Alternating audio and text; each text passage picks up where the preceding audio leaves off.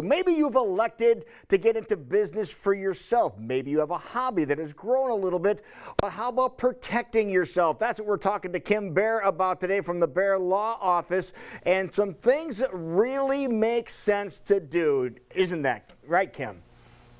Yes, Lou. You're exactly right. So if you've got a business, no matter how small it is, or you own some rental properties, then we advise people all the time to spend a little bit of money. It's not expensive, and set up a limited liability company. An LLC, as people call it. And how difficult is it to get an LLC going?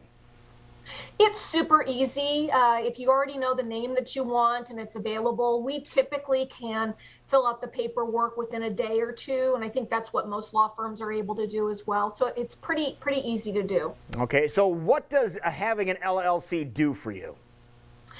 The way I like to explain it to my clients is that it basically kind of gives you a shield around your personal assets.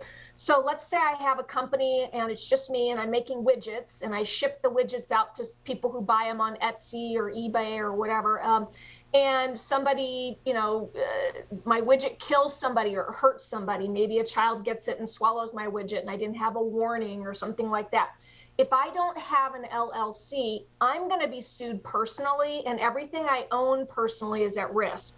But if I've set up an LLC, then someone has to sue that LLC and not me personally. So it's kind of a shield for your personal assets. All right, so that LLC that you would have then, you're talking about making your widgets and selling them. Would that be just the amount of money that you have invested in creating the product that you have?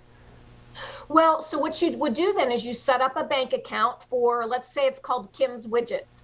And so any money I put into it, any money I receive, that all goes into Kim's Widgets bank account.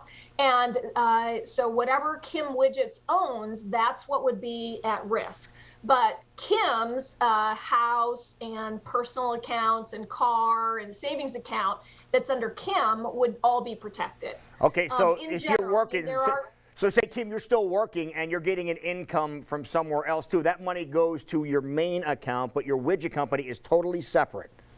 Correct. Let's say I'm a lawyer in real life and I do widgets on the side. So the widgets I just keep separately. I mean, there are some exceptions that somebody can what's called pierce the corporate veil, but it's difficult to do. And the first step, like I said, is just getting this LLC set up for your widgets. Okay, Kim, explain why it's important to have this LLC in place instead of just saying, okay, I'm going to have a bank account and I'm just going to use that bank account for my widget company. The LLC is important to separate those two, aren't they? Absolutely, because it's the best example I have is Lou. If I know used to have a racing company, and so if something happens with racing and there's no LLC, Lou Sippelt's going to be sued personally. But if there's an LLC, they have to sue Lou Sippelt's racing company, the LLC. So it really gives you a lot of protection. We also advise clients who own rental properties to also set up LLCs for rental properties. Okay, yeah, and that's really important too, because we're talking about anything that could happen on the rental property, right? Absolutely, and I've had lots of cases where maybe somebody fell down the stairs and the stairs didn't meet code, or there's a dog bite by a tenant, or something goes wrong with the rental property and somebody gets hurt. It sure is nice going into that situation to already have the LLC. So that's all they can do is just sue the LLC generally. Right, and you're talking about it could be something structural that failed, could be a dog bite of some sort from one of your tenants, things like that. How expensive does it come to getting an LLC set up?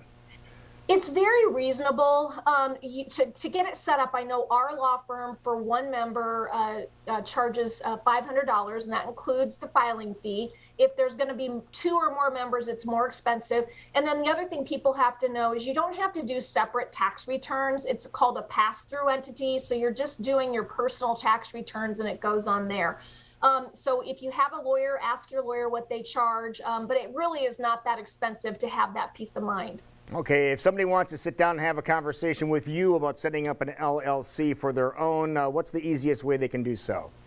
Sure, just give us a call at 279-2000, the Baer Law Office. We're more than happy to have a conversation and see how we can help. Okay, 279-2000, 279-2000-515 is the area code, of course. So you would suggest if you have something like this in place, you have a company that is going, get an LLC, Kim, and you're more than happy to talk to them. Absolutely. That'd be my number one piece of advice for a business owner. All right, put a shield around what you have right now. So wonderful. Kim Bear, thank you so much. So great to see you again. Now you try and stay warm, okay? Okay, I'll see you next time, Lou. See you later. There it is, Kim Bear.